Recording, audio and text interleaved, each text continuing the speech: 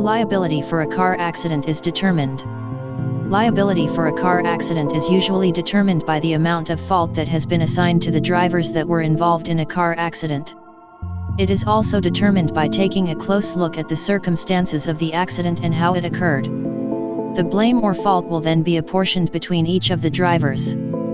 However, working out who is to blame and how much each of the drivers is to blame can be difficult, and it can also depend on what occurred, and how. The fault will also depend on the auto law that has been put in place in the state you live in. However, there are 3 different types of liability laws that affect car accidents, and these are hybrid jurisdictions, fault and no fault, and we're going to take a look at each of these jurisdictions now. How liability is determined in fault states.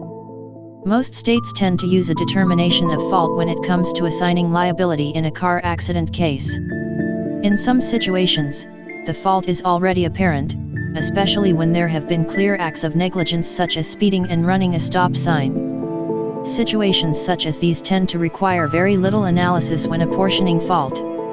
This is because the individual who was driving in a negligent manner will automatically be at fault, and will be held liable for the accident, and any injuries that were sustained.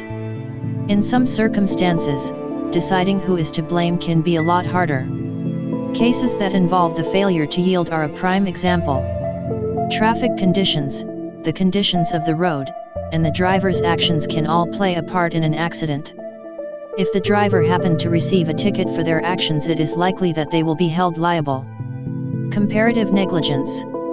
In many parts of the United States, contributory and comparative negligence usually come into play. Comparative negligence occurs when a certain percentage of fault is assigned to everyone involved in the accident. Some states that use the comparative negligence rule will prevent drivers from recovering a settlement if it is found that they are at least 50% responsible for an accident. Whereas some states do not have this rule, and the amount of money a driver receives will depend on how negligent they were. For example, if a driver was found to be 65% negligent for an accident, they will only receive 35% of the total damages. Contributory negligence. The states that live by the contributory negligence rule completely bar any recovery of a settlement, regardless of how much fault a driver has been apportioned. This means that even if someone was found to be just 5% at fault for an accident, they will not be awarded a settlement.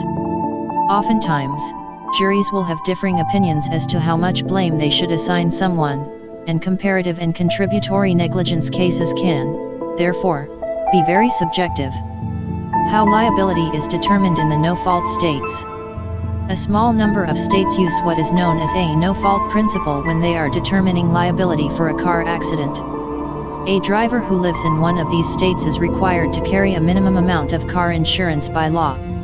When someone has been involved in an accident, instead of assigning liability and working out who was at fault and then filing a lawsuit, the victim of a car accident will need to make a claim with their insurance company.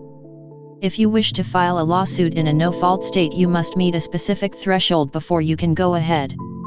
The injuries you sustained as a result of a car accident must be serious enough or have resulted in a specific cost of your medical bills.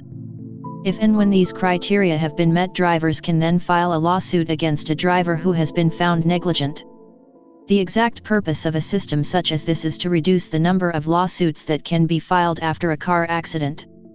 If the seriousness of injuries or the cost of medical bills is such that it meets the threshold, contributory and comparative negligence principles will be used. If you have sustained an injury due to being involved in a car accident that was another driver's fault, please speak to a personal injury lawyer because you may have a personal injury claim.